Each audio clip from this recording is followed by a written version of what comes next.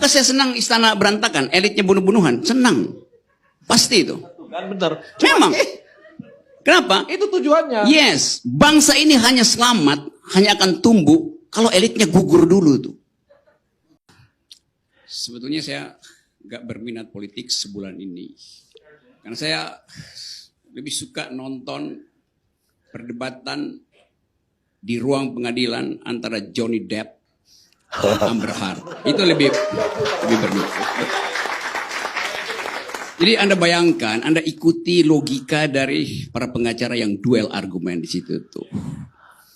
Apa Pak Jokowi nonton? Pasti enggak tuh. Apa Ibu Mega nonton? Pasti enggak. Apa Erick Thohir nonton? Pasti enggak. Karena masih banyak urusan negara yang lebih penting. Iya, apa Ganjar nonton? Pasti enggak. Padahal itu adalah pelajaran tentang argumen itu. Berbulan-bulan tuh. Dan akhirnya kita dari awal kita punya intuisi bahwa Johnny Depp akan menang. Gitu.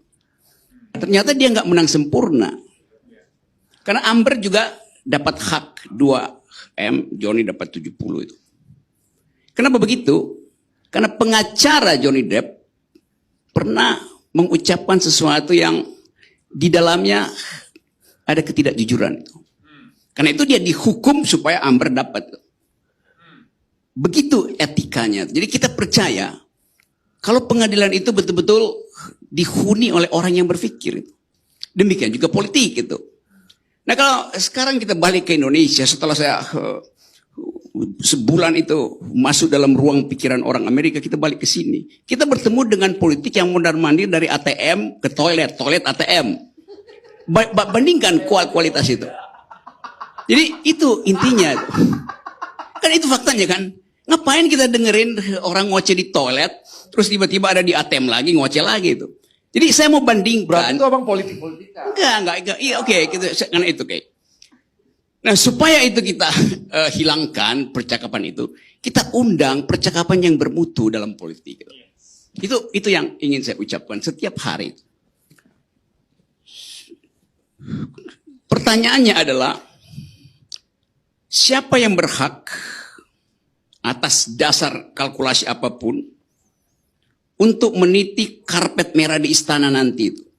Atau siapa yang akan menggulung karpet Jokowi lalu memberikan karpet pada seseorang tuh? Pertanyaannya begitu. Apakah Pak Jokowi akan gelar karpet buat Ganjar? Atau Pak Jokowi akan gelar karpet buat Erick Thohir? Ibu Mega akan gelar karpet buat Prabowo atau buat Anies? Jadi persoalan karpet siapa yang akan digelar di situ. Supaya ada karpet baru, karpet lama mesti digulung. Dan itu saya nggak bayangkan karpet itu digulung di 2024.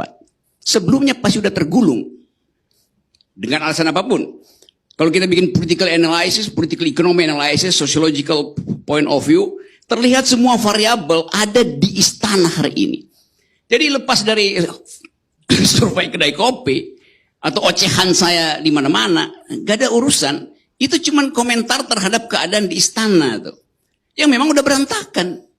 Apakah saya senang istana berantakan, elitnya bunuh-bunuhan? Senang, pasti itu. Kan benar. Memang. Kenapa? Itu tujuannya. Yes, bangsa ini hanya selamat, hanya akan tumbuh kalau elitnya gugur dulu tuh. Kita menyelamatkan bangsa dengan cara apa? Bunuh elitnya. Aneh juga. Aneh, saya terangin kenapa dia aneh begitu. Dia jadi aneh karena setiap orang nggak bisa berkompetisi bebas karena elit ini pasang barrier to entry. Lah siapa bang yang namanya threshold 20%. Siapa yang pasang? Coba saya ulangi kalimat saya, coba diputar lagi. Ya, siapa yang pasang? Elit yang mana? Tahun berapa?